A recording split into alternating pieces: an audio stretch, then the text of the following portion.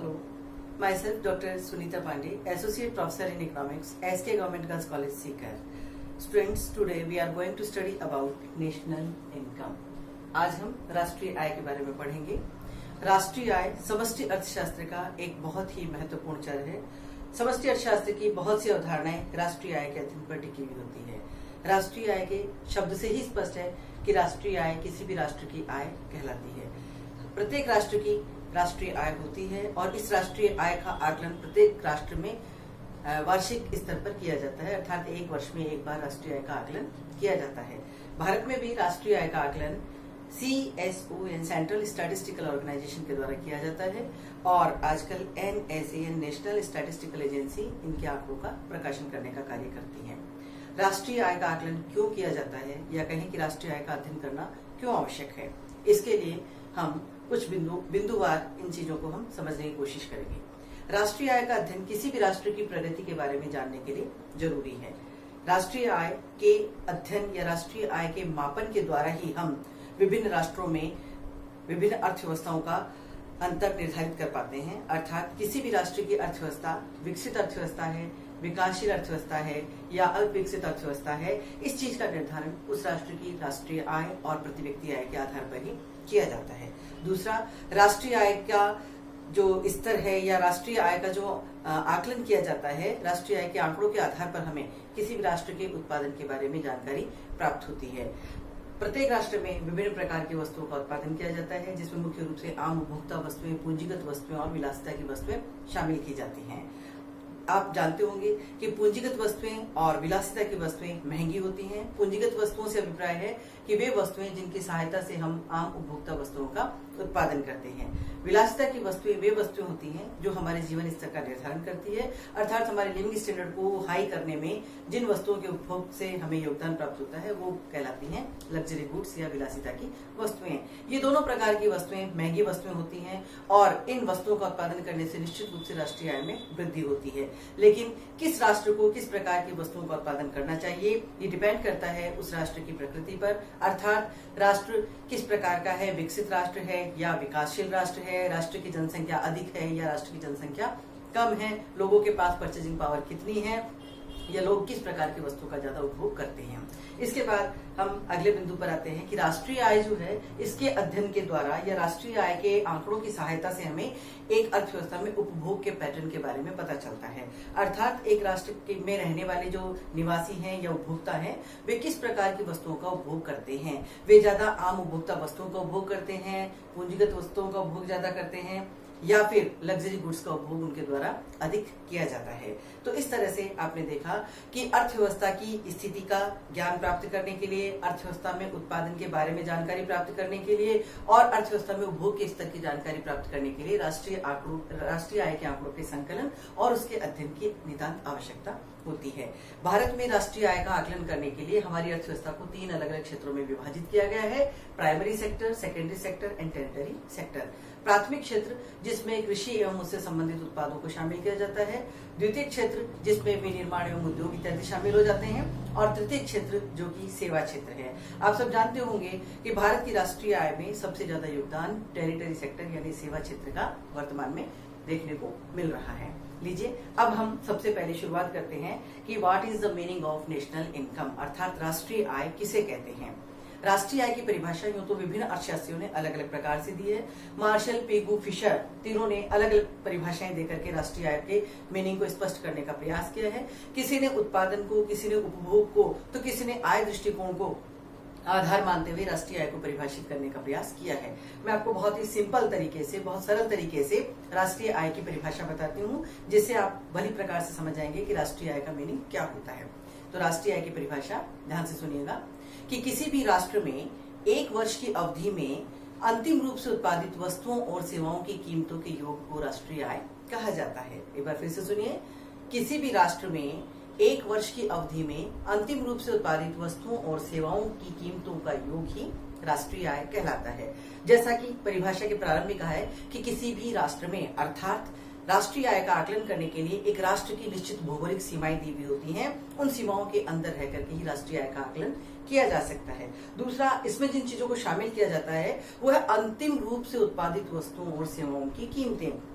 अर्थात जो मध्यवर्ती वस्तुएं हैं या अर्धनिर्मित वस्तुएं हैं उन्हें राष्ट्रीय आय के आकलन में शामिल नहीं किया जाता है। राष्ट्रीय आय की गणना करते समय हम केवल अंतिम रूप से उत्पादित वस्तुओं को ही इसमें शामिल करते हैं। तो इस प्रकार ये थी राष्ट्रीय आय की परिभाषा। राष्ट्रीय आय का अध्ययन करते समय हम एक आइडेंटिटी का अध्ययन करते हैं राष्ट्रीय आय के संदर्भ में, और वो आइडेंटिटी है GNP is always equal to GNI is always equal to GNE, अर्थात GNP हमेशा GNI के बराबर होती है और GNI हमेशा GNE के बराबर होती है। लीजिए सबसे पहले हम ये जानने का प्रयास करते हैं what is the meaning of GNP। GNP means gross national product, सकल राष्ट्रीय उत्पादन। जब राष्ट्रीय आय को उत्पादन को आधार मानते हुए परिभाषित किया जाता है तो वह GNP कहलाता है। GNP को हम समीकरण के रूप में इस प्रकार से लिख सकते हैं, sigma XI PI going 1 to N, या हम इसे इस तरह से भी लिख सकते हैं X1 into P1 plus X2 into P2 plus dash dash dash XN into PN। इस परिभाषा में जो XI है, XI का मतलब एक अर्थव्यवस्था में उत्पादित की जाने वाली विभिन्न प्रकार की वस्तुएं और सेवाएं, और PI है उन वस्तुओं और सेवाओं की कीमतें। तो X1, X2, X3, X4 ये विभिन्न प्रकार की वस्तुएं हैं। जब हम इन वस्तुओं को इनकी कीमतों से गुणा कर देते हैं तो जो योगफल प्राप्त होता है वह GNP कहलाता है, और ये एक वर्ष में किया गया उत्पादन भी है और ये एक राष्ट्र की एक वर्ष की राष्ट्रीय आय भी होती है। इस राष्ट्रीय आय या कहें कि इन वस्तुओं और सेवाओं को बेचने से जो पैसा प्राप्त होता है, जो मनी प्राप्त होती है, उसे हम M के रूप में यहाँ लिख सकते हैं। अब देखिए कि GNP किस प्रकार से GNI के बराबर होती है। आप सभी जानते हैं कि ये जो उत्पादन विधि से हमने राष्ट्रीय आय की गणना की है, और ऐसा करने पर हमें जो अमाउंट प्राप्त हुआ है, ये अमाउंट किसका है, इस पर किसका अधिकार है। निश्चित है कि इस पर किसी एक व्यक्ति का नहीं बल्कि उत्पत्ति के विभिन्न साधनों का अधिकार है, क्योंकि किसी भी वस्तु का उत्पादन के विभिन्न साधन मिलकर के करते हैं। अर्थव्यवस्था में रहने वाला प्रत्येक व्यक्ति उपभोक्ता है, लेकिन प्रत्येक व्यक्ति उत्पादक नहीं है, पर फिर भी प्रत्येक व्यक्ति किसी न किसी रूप में उत्पादन के किसी न किसी साधन से संबंधित होता है। कोई श्रमिक के रूप में, कोई भूमिपति के रूप में, तो कोई पूंजीपति के रूप में अपनी सेवाएं प्रदान करता है। तो इस तरह उत्पादन के द्वारा हमें जो आय या मनी प्राप्त होती है, इस मनी को डिस्ट्रीब्यूट किया जाता है उत्पादन के विभिन्न साधनों के रूप में। उत्पत्ति के विभिन्न साधनों में सबसे पहले आ जाता है भूमि। भूमि को रेंट यानी लगान प्रदान किया जाता है। भूमि को मिलने वाला लगान इसी में से दिया जाता है। इसके बाद श्रम आता है। श्रम को वेजेस मिलती है, श्रम को मजदूरियां दी जाती हैं, और इन मजदूरियों का भुगतान जो है वो भी इसी आय के माध्यम से किया जाता है। इसी तरह पूंजी को ब्याज प्रतिफल के रूप में प्रदान किया जाता है, और संगठनकर्ता यानी ऑर्गेनाइजर को सैलरीज यानी वेतन की प्राप्ति होती है, और साहसी को लाभ की प्राप्ति होती है। जब हम उत्पादन के विभिन्न साधनों को मिलने वाले प्रतिफलों जैसे कि लगान, मजदूरी, ब्याज, वेतन और लाभ, इन सबको जब जोड़ देते हैं तो इनका जो योगफल प्राप्त होता है वही योगफल आय कहलाता है, और इसी को हम ग्रोस नेशनल इनकम का नाम दे देते हैं। ये भी राष्ट्रीय आय है, और इस राष्ट्रीय आय का जो आकलन है वह आय को आधार मानते हुए किया जाता है। तो इस तरह से आपने देखा कि यही मनी इन पांचों में डिस्ट्रीब्यूट हो जाती है, तो इसका अमाउंट और ये अमाउंट दोनों एक दूसरे के बराबर होता है। इसके बाद आप देखेंगे GNI is always equal to GNE। GNE means gross national expenditure. Gross national expenditure के जो विभिन्न पार्ट्स हैं वो है C plus I plus G plus X minus M। C consumption के लिए आया है। कंजम्पशन का मतलब कि एक उपभोक्ता अपनी आवश्यकताओं की संतुष्टि करने के लिए जिन विभिन्न वस्तुओं और सेवाओं का उपभोग करता है, उन्हें काम में लेता है, वह उपभोग कहलाता है। I stands for investment. Investment यानी विनियोग। विनियोग किसे कहते हैं? जब मुद्रा को और अधिक मुद्रा अर्जित करने के लिए व्यय किया जाता है तो वह विनियोग कहलाता है। अर्थात जब हम पूंजीगत वस्तुओं को खरीदने पर पैसा खर्च करते हैं तो वह इन्वेस्टमेंट या विनियोग के नाम से जाना जाता है। G गवर्नमेंट सेक्टर है, सरकारी क्षेत्र है, और X minus M, X exports के लिए आया है, M इंपोर्ट के लिए आया है। यहाँ पर GNE में 4 सेक्टर इकोनॉमी के आपको दिखाई दे रहे हैं, C plus I plus G plus X minus M। आप सब जानते हैं कि अर्थव्यवस्था में दोनों प्रकार की वस्तुओं का एक साथ में उत्पादन होता है। कौन सी दोनों? आम उपभोक्ता वस्तुएं भी बनाई जाती हैं और पूंजीगत वस्तुओं का उत्पादन भी साथ साथ किया जाता है।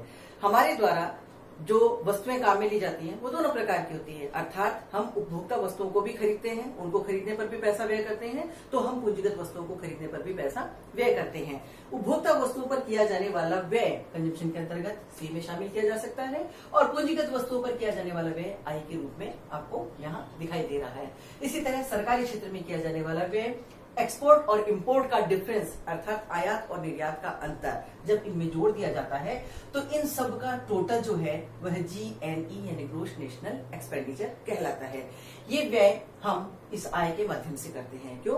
क्योंकि उपभोक्ता उपभोग करता है। उपभोक्ता कौन है? इस अर्थव्यवस्था में रहने वाले वे समस्त लोग जो किसी न किसी रूप में उत्पादन के किसी न किसी साधन के रूप में सहायता प्रदान कर रहे हैं, जिन्हें इनकम के रूप में लगान, मजदूरी, ब्याज, वेतन या लाभों की प्राप्ति हो रही है और उसी आय में से ये व्यय कर रहे हैं। तो इस तरह आय और व्यय हमेशा एक दूसरे के बराबर होती हैं। तो इस तरह ये प्रूव होता है कि GNP is always equal to GNI is always equal to GNE।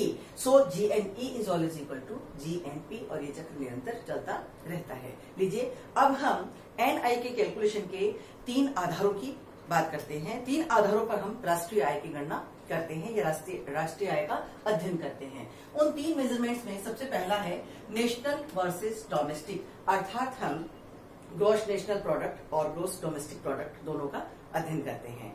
सकल राष्ट्रीय उत्पादन और सकल घरेलू उत्पादन। यदि हमारे पास में सकल राष्ट्रीय उत्पादन के आंकड़े प्राप्त हैं, जैसा कि आपने अभी देखा GNP के रूप में, और उसे हमने कैलकुलेट किया था sigma XI PI I going 1 to N के आधार पर, यदि ये डेटा हमारे पास में है और इसकी सहायता से हमें डोमेस्टिक प्रोडक्ट की जानकारी प्राप्त करनी है, तो ऐसा करने के लिए हमें GDP को ज्ञात करने के लिए GDP is equal to GNP minus NFIA, अर्थात हमें GNP में से NFIA को घटाना होगा। अब ये NFIA क्या है? What is the meaning of NFIA? So NFIA means net factor income from abroad, अर्थात विदेशों से प्राप्त विशुद्ध साधनगत आय। अब विदेशों से प्राप्त शुद्ध साधनगत आय क्या होती है, इसे समझने के लिए मैं आपको बताऊंगी कि हमारे राष्ट्र के निवासी विदेशों में जाकर के आय अर्जित करते हैं, इसी प्रकार से विदेशी नागरिक हमारे राष्ट्र में आकर के आय का अर्जन करते हैं। जब विदेशी नागरिक हमारे राष्ट्र में आय अर्जित करते हैं तो वो यहाँ अर्जित की गई संपूर्ण आय को यहीं पर व्यय नहीं करते हैं, बल्कि उसका एक भाग यहाँ व्यय करते हैं तो उसका दूसरा भाग अपने राष्ट्र में भेज देते हैं। इसी प्रकार जब हमारे देश के नागरिक दूसरे देशों में जाकर के आय अर्जन करते हैं तो वे अपनी संपूर्ण आय को वहां पर व्यय नहीं करते, अपितु उस आय का एक अंश हमारे राष्ट्र में भेज देते हैं। तो इन दोनों का जो डिफरेंस है, ध्यान दीजिए कि हमारे देश से जो आय के रूप में बाहर गया हुआ पैसा है और बाहर से जो हमारे देश में आय के रूप में आई हुई मुद्रा है, इन दोनों का अंतर ही NFIA कहलाता है। जब GNP में से NFIA को घटा दिया जाता है तो GDP हमें प्राप्त होता है। यहाँ ध्यान देने वाली चीज है कि GNP से GDP पर जाने के लिए हम X माइनस M को माइनस नहीं करते हैं, बल्कि हम NFIA को माइनस करते हैं। इस प्रकार से ये तय हुआ कि GDP का कैलकुलेशन GNP माइनस NFIA की सहायता से किया जाता है। दूसरे जो हमारी अप्रोच है नेशनल इनकम का अध्ययन करने की, वो है ग्रॉस वर्सेस नेट, अर्थात हम GNP के बारे में भी पढ़ते हैं और NNP के बारे में भी पढ़ते हैं। ग्रॉस नेशनल प्रोडक्ट यानी सकल राष्ट्रीय उत्पादन और नेट नेशनल प्रोडक्ट यानी शुद्ध राष्ट्रीय उत्पादन। यदि हमारे पास में सकल राष्ट्रीय उत्पादन के आंकड़े प्राप्त हैं तो हम इन आंकड़ों की सहायता से शुद्ध राष्ट्रीय उत्पादन को किस प्रकार से ज्ञात कर सकते हैं। ऐसा करने के लिए हमें NNP का कैलकुलेशन करने के लिए जो फॉर्मूला हमें यूज करना होगा वो है NNP is equal to GNP minus CCA। NNP को ज्ञात करने के लिए GNP में से हमें CCA को घटाना होगा। इससे पहले ये समझना जरूरी है कि what is the meaning of CCA। CCA क्या होता है? CCA is equal to capital consumption allowance, अर्थात CCA का मतलब है पूंजी उपभोग भत्ता। अब ये पूंजी उपभोग भत्ता क्या है, इसमें किन चीजों को शामिल किया जाता है, इसको समझने के लिए आप देखिएगा कि CCA is equal to depreciation. Depreciation का मतलब होता है मूल्यह्रास। जिन पूंजीगत वस्तुओं अर्थात मशीनों को हम काम में लेते हैं, मशीनों में घिसावट होती है, उस घिसावट के मूल्य को इसमें से निकाला जाता है, माइनस किया जाता है। सो सबसे पहले CCA में शामिल किया जाता है डेप्रिसिएशन यानी मूल्यह्रास। इसके बाद plus value of destroyed equipments, अर्थात नष्ट हो गए इक्विपमेंट्स की वैल्यू, उनका मूल्य। अब कौन से इक्विपमेंट से जो नष्ट हो गए? प्रोडक्शन के प्रोसीजर के दौरान जब हम रॉ मटेरियल जो यूज करते हैं उत्पादन करने के लिए, वो रॉ मटेरियल पूरा का पूरा यूज नहीं होता है, बल्कि उसका एक पार्ट वेस्टेज के रूप में चला जाता है। फॉर इंस्टांस, यदि दर्जी कपड़े सिलने का काम करता है, कपड़ा पूरा चौकोर है, लेकिन जब वो सिलाई करता है, कपड़े की कटिंग करता है, तो बहुत सारा कपड़ा वेस्टेज के रूप में चला जाता है। जब उस कपड़े को खरीदा गया था, उसके लिए पैसा खर्च किया गया था, लेकिन कपड़े का वो पार्ट जो कटिंग में बेकार जा रहा है, वो यूज नहीं हुआ है, वो कहलाता है value of destroyed equipments. Plus research and development, अर्थात शोध और विकास के ऊपर किया जाने वाला खर्च।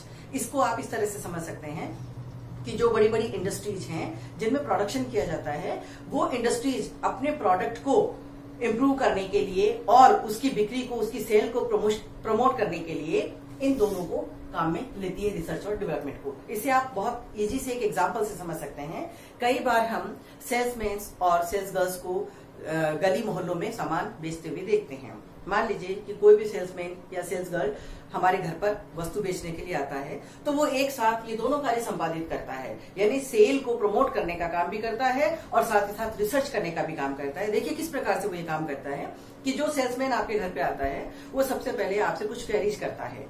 वो पूछता है कि आप कौन सा प्रोडक्ट यूज कर रहे थे, किस कंपनी का प्रोडक्ट यूज कर रहे थे, आप उसे क्यों यूज कर रहे थे, आपको उसमें क्या विशेषता नजर आ रही थी। ये सारी चीजें वो आपसे पूछता है और उसको नोट डाउन करता चला जाता है। उसके बाद वो अपना प्रोडक्ट आपको बेचने की कोशिश करता है और उस प्रोडक्ट की स्पेशलिटीज के बारे में आपको बताने की कोशिश करता है। तो एक साथ एक सेल्समैन जो है वो दोनों प्रकार के कार्य संपादित कर रहा है, अर्थात सेल को प्रमोट करने का काम भी कर रहा है और साथ ही साथ रिसर्च, मार्केट की रिसर्च करने का भी काम कर रहा है। तो रिसर्च और डेवलपमेंट पे जो पैसा खर्च किया जा रहा है, एट प्रेजेंट तुरंत वो किसी प्रकार का रिटर्न नहीं दे रहा, लेकिन इन फ्यूचर इससे बहुत अच्छा रिटर्न मिलने की संभावनाएं होती है। इसीलिए बड़ी बड़ी इंडस्ट्रीज के द्वारा इस पर भी पैसा खर्च किया जाता है। तो ये जो खर्चे हैं, यानी मूल्यह्रास और नष्ट हो गए इक्विपमेंट्स की वैल्यू और साथ ही साथ शोध और विकास पर किए जाने वाले खर्च, इन सबको जोड़ दिया जाता है तो वह अमाउंट सीसीए कहलाता है। और जीएनपी में से सीसीए को घटाने पर, याद रखिए, केवल मूल्यह्रास नहीं घटाया जाता है, बल्कि मूल्यह्रास के साथ साथ, डेप्रिसिएशन के साथ साथ value of destroyed equipment plus research and development पे किया गया व्यय भी घटाना होता है। तो इन तीनों का टोटल करके सीसीए के रूप में जीएनपी में से माइनस कर दिया जाता है। जो शेषफल हमें प्राप्त होता है वो कहलाता है एनएनपी। इसके पश्चात हम थर्ड अप्रोच पे आते हैं। थर्ड अप्रोच जो है स्टडी की, वो है market price versus factor cost, अर्थात बाजार कीमतों पर राष्ट्रीय आय और साधन लागत पर राष्ट्रीय आय। आप देखिए कि आपने जीएनपी शुरू में अध्ययन किया इसका कि जीएनपी क्या है। अगर उत्पादन विधि के आधार पर हम राष्ट्रीय आय के आंकड़ों की गणना करते हैं और इसी फार्मूला को हम बेस बना करके राष्ट्रीय आय का आकलन करते हैं, sigma x I P I I going 1 to n, तो हमें जो भी डेटा प्राप्त होता है वो कहलाएगा जीएनपी एट मार्केट प्राइस। अब इस जीएनपी एट मार्केट प्राइस से हम किस प्रकार से GNP at factor cost per जा सकते हैं, इसको ज्ञात करने के लिए हमें जीएनपी एट मार्केट प्राइस से GNP at factor cost per जाने के लिए, या हम कह सकते हैं कि GNP at factor cost is equal to GNP at market price minus net IT, इस फार्मूला को यूज करना होगा। इस फार्मूला में एक चीज आई है, net IT. So what is the meaning of net IT? Net IT means indirect tax minus subsidy, अर्थात अप्रत्यक्ष करों में से अनुदान की मात्रा को घटाने के पश्चात जो अमाउंट शेष बच जाता है, उस अमाउंट को जीएनपी एट मार्केट प्राइस में से घटा दिया जाता है। एक बार फिर से ध्यान दीजिए कि net IT means indirect taxes minus subsidy, अर्थात अप्रत्यक्ष करों की मात्रा में से अनुदान की मात्रा को घटाना पड़ता है और घटाने के पश्चात जो शेषफल बच जाता है उसे जीएनपी एट मार्केट प्राइस में से घटा दिया जाता है और जो शेषफल प्राप्त होता है वह जीएनपी एट फैक्टर कॉस्ट कहलाता है। जीएनपी एट फैक्टर कॉस्ट की सहायता से हम एनएनपी एट फैक्टर कॉस्ट भी याद कर सकते हैं। ध्यान दीजिए कि यदि जीएनपी एट फैक्टर कॉस्ट हमारे पास में दी हुई है और हमें एनएनपी एट फैक्टर कॉस्ट याद करनी है, तो ऐसा करने के लिए हम ग्रॉस वर्सेज नेट, इस फार्मूला या इस अप्रोच को हम अपनाएंगे। इसमें आप ध्यान दीजिए कि हमने क्या किया था, हमने जीएनपी में से सीसीए को माइनस किया था। यहाँ पर पुनः हम वही कार्य करेंगे कि यदि हमें एनएनपी एट फैक्टर कॉस्ट को कैलकुलेट करना है तो ऐसा करने के लिए आप GNP at factor price minus CCA कर देंगे, तो जो भी अमाउंट आपको मिलेगा वो अमाउंट कहलाएगा एनएनपी एट फैक्टर कोस्ट। और आपको ये पता होना चाहिए कि NNP at factor cost is nothing but this is our NI, यही हमारी राष्ट्रीय आय कहलाती है। Thank you.